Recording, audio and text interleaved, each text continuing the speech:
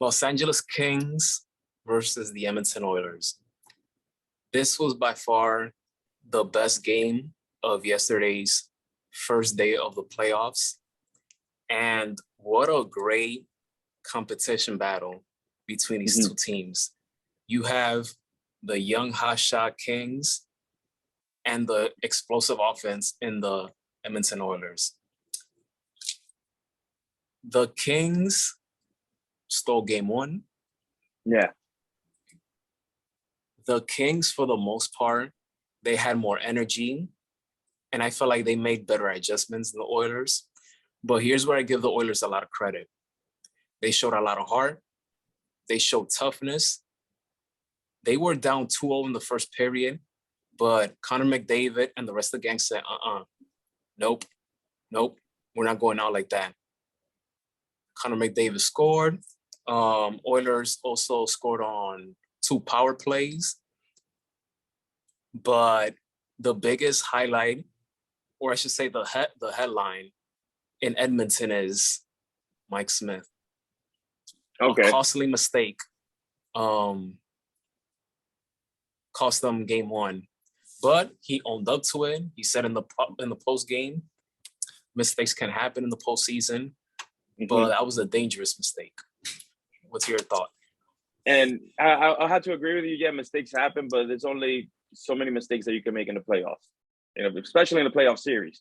One of the takeaways from this whole game is I do feel like the Oilers got stuck scrambling. For the most part, both teams, most of those goals that got scored on, they got stuck scrambling. Aside from the McDavid goal, because it's McJesus. You could just see how fast he moves up the ice with his head up. He never has his head down. He's always tricking the defensive players, and whether he's going to pass or shoot, leaving everybody, scrambling. So I feel like in both sides, there were certain issues in where people weren't set up. I would say this, that the Edmonton power play is going to be crucial for them to win this series, because I do feel they have the better power play. Both of them did come, 2 of those out of those 3 goals did come off of a power play. Hence, one came off a broken stick. I believe it was Philip Danault's stick that got broken down, and then out of nowhere, Leon Draisaitl was just hanging out on the other side. And once again, McDavid with a no-look pass set up Draisaitl very good.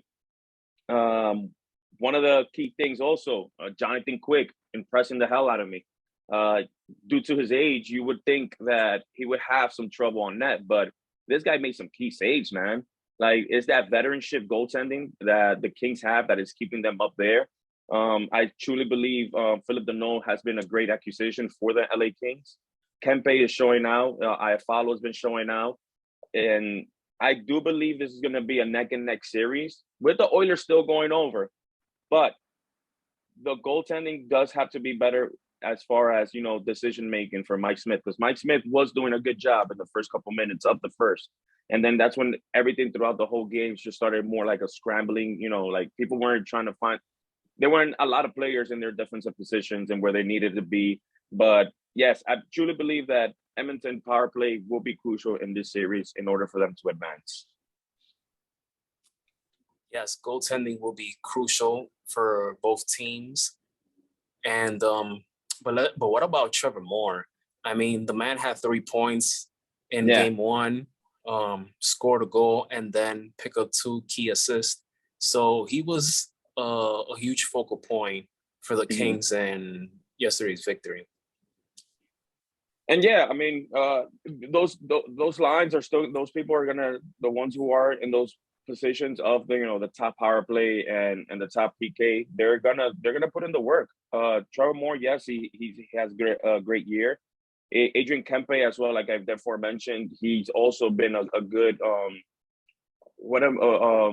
not a good acquisition, but he's improved more in when it comes to assisting more into getting more involved into the game now. It's not just Kopitar and Dustin Brown doing their thing. You know what I mean? There's other key players that also assisting in winning the games here against the Oilers.